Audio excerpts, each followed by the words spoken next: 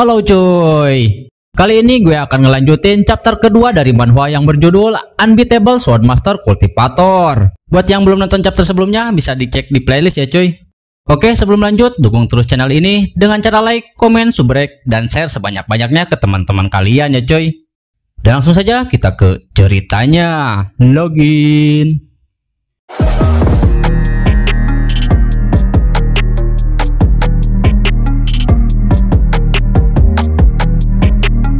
Pada chapter kali ini, kita masih diperlihatkan Tante Nua yang terus menawari Jin Chen untuk menerima quest darinya. Namun dalam hatinya Jin Chen masih tidak menyangka kalau dengan karismanya yang sudah maksimal, dia bisa diperlakukan seistimewa ini.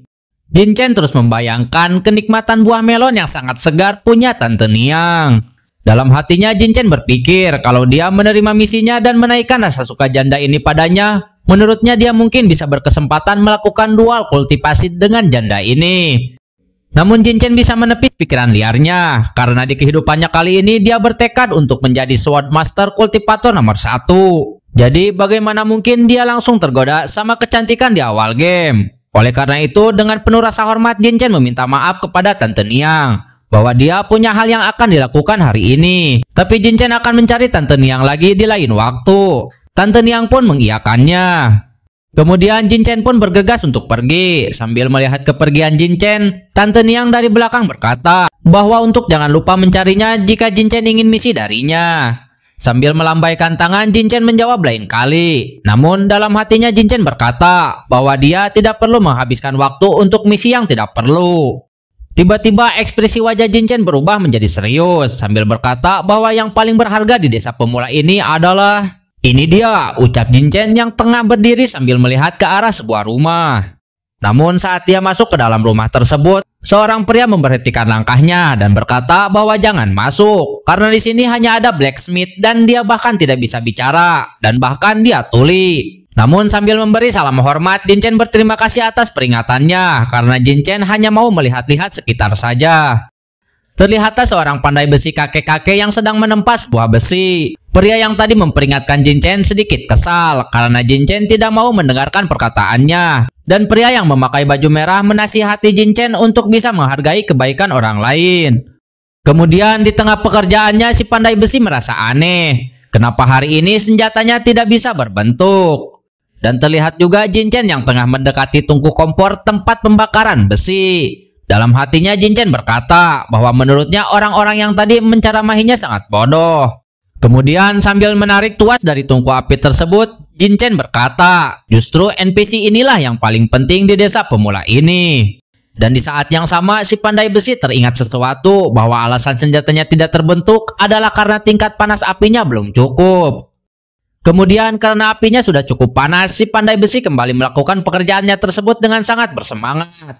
Dan tidak butuh lama, pedang yang dia tempa sudah selesai dan si pandai besi memasukkannya ke dalam air untuk proses terakhir.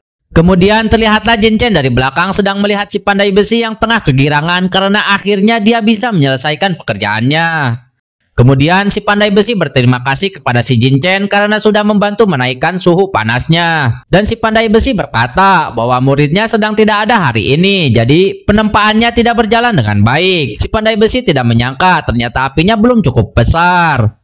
Kemudian si pandai besi berkata karena Jin Chen sudah membantunya, jadi si pandai besi harus membalasnya. Dan si pandai besi menyuruh si Jin Chen untuk memilih senjata yang diinginkan Jin Chen. Karena si pandai besi akan meminjamkannya selama sehari dan harus dikembalikan setelah matahari terbenam. Mendengar hal itu si Jin Chen tersenyum bangga karena menurutnya bisa mendapatkan senjata selama sehari setelah menyelesaikan misi itu luar biasa. Para pemula pastinya bakalan susah mendapatkannya dan bahkan terlalu malas untuk melanjutkan misi ini. Sambil mulai memilih senjatanya, Jin Chen berkata bahwa sebagai seorang veteran dia tahu hal yang paling menguntungkan di antara ini. Kemudian dengan penuh rasa bahagia, Jin Chen memutuskan memilih pedang besi biasa yang memiliki tingkat kekuatan 3. Melihat hal itu, si pandai besi tertawa lepas sambil berkata, baguslah, jika itu yang kau mau maka ambillah. Kemudian si pandai besi memberikan sebuah penawaran kepada si Jin Chen. Kalau si Jin Chen bisa mencarikannya Venomous Pang dari Green Pit Viper, si pandai besi akan memberi Jin Chen sebuah imbalan. Tanpa pikir panjang dengan penuh semangat, Jin Chen menerima tawaran tersebut. Setelah itu, Jin Chen bergegas pergi untuk menerima misinya. Orang-orang yang melihat Jin Chen mendapatkan pedang sangat terkejut dan mempertanyakan kenapa Jin Chen bisa mendapatkan pedang tersebut. Karena penasaran, orang-orang tersebut menanyakan kepada Jin Chen bagaimana cara dia mendapatkan pedang tersebut. Sambil tersenyum lepas, Jin Chen memberitahu mereka bahwa pria berotot di sana baru saja putus sama pacarnya dan dia lagi galau. Dan Jin Chen menyuruh mereka menyanyikan lagu romantis ke pria berotot itu. Karena kalau pria itu tersentuh dengan lagunya, pria itu akan memberi sebuah senjata. Sesimpel itukah? Ucap pria berambut pirang yang masih meragukan perkataan Jin Chen barusan dan menanyakan kepada rekannya, haruskah kita mencobanya? Kemudian terlihatlah orang-orang tersebut sedang menyanyikan lagu di depan pria berotot. Sambil tersenyum jahat, Jin Chen berkata dalam hatinya bahwa mereka itu sangat bodoh karena bisa dengan mudahnya mempercayai omongannya. Dan ya, bukannya senang, si pandai besi yang mendengar lagu mereka terlihat sangat kesal dan menyuruh mereka untuk pergi. Namun mereka malah mengira bahwa perkataan dari si pandai besi adalah sebuah petunjuk. Namun dugaan mereka salah, karena dengan penuh amarah si pandai besi menyuruh mereka semua untuk pergi. Mereka pun langsung lari ketakutan sambil berkata, "Sialan, orang tadi telah membohongi kita. Ayo kita cari orang itu untuk menghajarnya." Di sisi lain terlihat Jin Chen yang sudah berada di hutan bambu untuk mencari tanaman yang diinginkan si pandai besi. Dalam langkahnya memasuki hutan bambu tersebut, terlihatlah beberapa ular hijau yang terlihat sedang mengawasi Jin Chen dari atas pohon bambu. Kemudian ular itu dengan beringas mulai menyerang Jin Chen dengan membuka mulutnya lebar-lebar. Namun Jin Chen seperti sudah menyadari kehadiran ular tersebut. Dan dengan cepat Jin Chen menebas seluruh bagian dari badan ular tersebut. Dengan tebasan yang dilakukan Jin Chen membuat kepala dari ular tersebut langsung terpotong dan langsung mati seketika. Dan dengan terbunuhnya ular tersebut, Jin Chen merasakan bahwa tingkat kultivasinya bertambah 3 poin. Dan Jin Chen pun merasa senang. Tak hanya itu, Jin Chen juga mendapatkan beberapa drop item dari membunuh ular tersebut. Di antaranya busur green viper biasa, tas penyimpanan kulit ular biasa, dan pedang viper biasa. Sambil memegang hasil dropannya, Jin Chen berkata, meskipun semua dropannya berkualitas biasa, tapi Jin Chen tidak menyangka bisa mendapatkan dropan di awal game. Dan Jin Chen jadi berpikir, apakah ini dikarenakan talent keberuntungannya yang sudah maksimal. Namun baginya apapun alasannya, Jin Chen berniat untuk membunuh ular lagi. Kemudian terlihatlah Jin Chen mengeluarkan seluruh tenaganya untuk memburu ular di hutan bambu tersebut. Dan terlihatlah satu persatu ular tersebut berjatuhan efek tebasan pedang yang dilakukan Jin Chen. Selang beberapa saat, Jin Chen sudah mengantongi hasil buruannya tersebut. Sambil merasa lelah, Jin Chen berkata bahwa dia tidak menyangka dengan mengumpulkan 10 Venomous Fang, dia juga mendapatkan 100 lebih Poisonous Arrow dan banyak koin koper. Dan menurutnya hari ini dia sangat beruntung. Karena apa yang dibutuhkannya sudah terkumpul, Jin Chen pun langsung bergegas untuk kembali ke tempat si pandai besi. Kemudian terlihatlah sebuah kantong penyimpanan dilempar ke atas meja. Dan yang melempar kantong tersebut adalah Jin Chen yang sudah kembali ke tempat si pandai besi. Sambil menunjukkan kantong tersebut, Jin Chen berkata bahwa ini adalah 10 Venomous Fang yang kau mau. Kemudian si pandai besi mulai memeriksanya, dan saat mengambil satu Venomous Fang, si pandai besi berkata bahwa Jin Chen lumayan juga. Karena misinya sudah selesai, kemudian si pandai besi memberikan sebuah amplop putih kepada si Jin Chen. Sambil berterima kasih karena kualitas pangnya cukup bagus. Jin Chen merasa sangat senang karena surat inilah yang sangat dia inginkan. Karena dengan surat inilah yang bisa membantu Jin Chen untuk bergabung di sekte pedang. Kemudian Jin Chen berbisik kepada si pandai besi apakah ada orang lain selain dia yang sudah mendapatkan misi undangan ini. Si pandai besi menjawab bahwa hanya kaulah yang mendapatkan undangan tersebut saat ini. Sambil bergegas pergi, dalam hatinya Jin Chen berkata bahwa dia sudah menduganya. Saat ini hanya dia saja yang mendapatkan surat undangan ini. Dan Jin Chen berniat untuk langsung pergi ke sekte pedang secepatnya. Sebelum itu Jin Chen pergi ke pusat pasar di desa pemula untuk menjual busur yang dia dapatkan dari hasil memburu ular di hutan bambu. Dengan lantang Jin Chen berteriak bahwa dia menjual busur Green Viper satu-satunya di semua server. Siapa yang tawarannya paling tinggi dia akan mendapatkannya. Dan Jin Chen beralasan menjual busur itu karena dia akan menikah. Tak butuh lama orang-orang langsung berebut menawar busur tersebut dari nominal paling rendah 50 sampai 1.800. Namun ada seseorang yang menawar dengan nominal 50.000. Seseorang itu adalah seorang wanita cantik berambut pink. Orang-orang yang melihat wanita tersebut bertanya-tanya tentang siapa para wanita cantik tersebut dan mempertanyakan dari guild mana para wanita itu berasal. Kemudian dengan arogan si wanita berambut pink berkata bahwa pembayarannya cash dan akan langsung ditransfer. Mendengar hal itu, Jin Chen cukup senang karena menurutnya harga yang ditawarkan wanita tersebut cukup memuaskan. Namun di tengah negosiasi mereka, tiba-tiba seorang pria menawar dengan harga 60.000. Kemudian pria tersebut memperkenalkan dirinya yang bernama Wang Jing Hao dari Guild Master Wang Xi.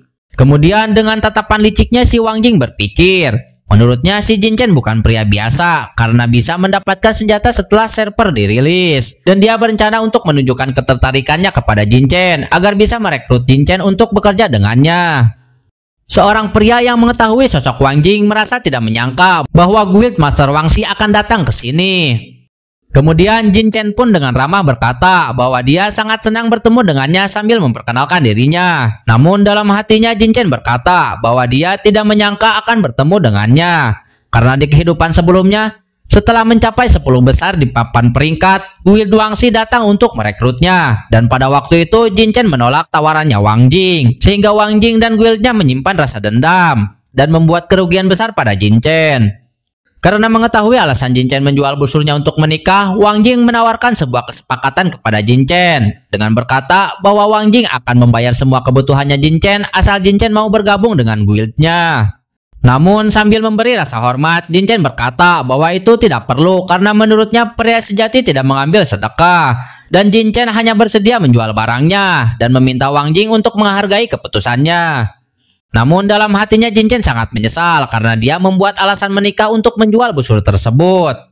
Kemudian sambil tersenyum lepas si Wang Jing berkata, tentu saja aku mengerti. Karena kau mendapatkan senjata sejak awal, kau harus menjadi seseorang dengan tekad dan kemauan. Dan Wang Jing sangat mengagumi tipe orang seperti Jin Chen dan kebetulan guildnya sedang membutuhkan busur tersebut. Namun di tengah-tengah pembicaraannya, dengan lantang si wanita berambut pink kembali menawar dengan nominal 70.000. Tidak terima dengan hal itu, si Wang Jing dengan sedikit meledek menawar 100.000. Si wanita berambut pink juga menaikkan tawarannya menjadi 200.000. Saling tawar-menawar pun semakin memanas. Si Wang Jing terus menaikkan tawarannya menjadi 250.000. Dan si wanita berambut pink juga menaikkan tawarannya menjadi 300.000. Namun di tengah-tengah pertengkaran mereka, si Jin Chen sangat penasaran. Berasal dari guild mana wanita cantik berambut pink tersebut. Menurutnya wanita itu sama sekali tidak memberi kesempatan kepada si Wang Jing. Tapi si Jin Chen berpikir bahwa sepertinya wanita itu bisa dimanfaatkan untuk menipu si Wang Jing. Kemudian si wanita berambut pink memberikan tawaran tertingginya yaitu 500.000. Dan dengan ekspresi wajah yang ngos-ngosan, si Wang Jing menyarankan wanita berambut pink untuk tidak menantangnya. Dan di sisi lain, orang-orang yang mendengar si wanita berambut pink menawar dengan harga 500.000, menurut mereka wanita itu sangat gila karena rela membuang uang sebanyak itu hanya untuk busur tingkat pemula. Kemudian sambil memasang muka meledek, si wanita berambut pink berkata bahwa penawar tertinggilah yang akan menang. Dan kenapa juga kalau kau dari Guild Wang Xi, kau hanyalah sampah di hadapanku. Mendengar perkataan wanita tersebut, si Wang Jing sambil menahan rasa malu dengan lantang berkata, baiklah, aku tidak akan membeli busur itu. Dan dalam hatinya si Wang Jing berkata bahwa dia sangat sial bisa bertemu dengan orang-orang yang nge-troll seperti ini. Dan dia tidak mau menghabiskan uang 500.000 hanya untuk equipment pemula. Namun saat akan pergi, tiba-tiba si Jin Chen memanggilnya. Sontak membuat si Wang Jing melirik ke arahnya dan menanyakan apa alasannya kenapa dia menyuruhnya untuk jangan pergi. Kemudian dengan senang hati si Jin Chen memberikan busurnya sambil berkata bahwa dia sudah lama mendengar nama Wang Xi Group. Dan jika si Wang Jing bersedia membayar busurnya seharga 500.000, maka si Jin Chen akan memberikannya. Dan berharap kau bisa mendukungku di masa depan. Benarkah ucap Wang Jing yang masih tidak menyangka? Namun di sisi lain si wanita berambut pink sangat terkejut dengan tindakan yang dilakukan si Jin Chen. Kemudian dengan tatapan liciknya si Wang Jing berpikir bahwa sepertinya si Jin Chen cukup pintar. Dan dengan penuh rasa bahagia, si Wang Jing berkata bahwa tentu saja jika kau menghadapi masalah di masa depan, Wang Xi Group akan menjadi pertolongan terbaik. Dan menyuruh Jin Chen untuk memberikan nomor akunnya supaya dia bisa mentransfer uangnya sekarang juga. Namun sambil tersenyum dalam hatinya, Jin Chen berkata bahwa untuk saat ini dia akan meninggalkan kesan yang baik pada Wang Jing dan menjadi lintah baginya di masa depan. Karena Wang Jing yang berhasil mendapatkan busurnya, Wang Jing dengan senang meledek wanita berambut pink dengan berkata, hei Nona, karena kau sangat cantik, aku tidak akan menyimpan dendam terhadapmu. Tapi aku harap kau belajar sebuah pelajaran setelah kejadian ini. Aku juga berharap kau dapat bergabung ke Wangxi Group. Sambil melihat kepergiannya Wang Jing, Jin Chen berkata dalam hatinya bahwa Wang Jing rela mengorbankan 500.000 demi harga dirinya, bahkan tidak sadar kalau dia sedang ditipu. Dan menurutnya si Wang Jing akan menyadarinya setelah menggunakan busur itu berkali-kali bahwa anak panah beracun itu terbatas. Tapi yang terpenting adalah dia akan menggunakan busur itu untuk melakukan banyak misi pemula yang menyebalkan dan membuang banyak waktu. Kemudian di tengah pemikirannya tersebut, si wanita berambut pink melirik ke arah Jin Chen dengan raut wajah yang nampak marah. Dan ya, dengan penuh rasa kesal, si wanita berambut pink memarahi Jin Chen dengan berkata, "Kenapa kau tidak memegang perkataanmu? Bukankah kau berkata penawar tertinggi yang akan menang? Kau terlihat seperti manusia namun bertingkah seperti babi. Pergilah dan jadilah bagian dari Wangxi Group babi itu." Jin Chen pun hanya terdiam sambil keringat dingin. Dalam hatinya dia tidak menyangka wanita itu akan sangat marah. Kemudian wanita berambut pink langsung menyuruh bawahannya untuk bergegas pergi. Si Jin Chen yang melihatnya merasa bersalah dan berniat mencari cara untuk membalas budi kepada mereka karena secara tidak langsung telah membantunya untuk menipu si Wang Ji. Beberapa saat kemudian terlihatlah sebuah pemandangan alam yang indah di sebuah hutan tempat para monster babi hutan berada. Terlihatlah si wanita berambut pink tadi beserta bawahannya sedang memasuki hutan tersebut. Sambil terus berlari, wanita berambut pink menyuruh bawahannya untuk berpencar dan setiap orang harus menemukan dan membunuh 2 babi hutan kecil. Dan tanpa memprotes, mereka pun dengan cepat langsung berpencar. Namun si wanita berambut pink terkejut melihat kedatangan Jin Chen yang menghampirinya. Karena penasaran, si wanita berambut pink bertanya kepada si Jin Chen, "Kenapa kau mengikuti kami ke sini?" Alih-alih menjawabnya sambil mengacungkan 2 jarinya, si Jin Chen berkata, "Bisakah kita berbicara 4 mata? Tidak lama kok, paling cuma butuh waktu 2 menit saja."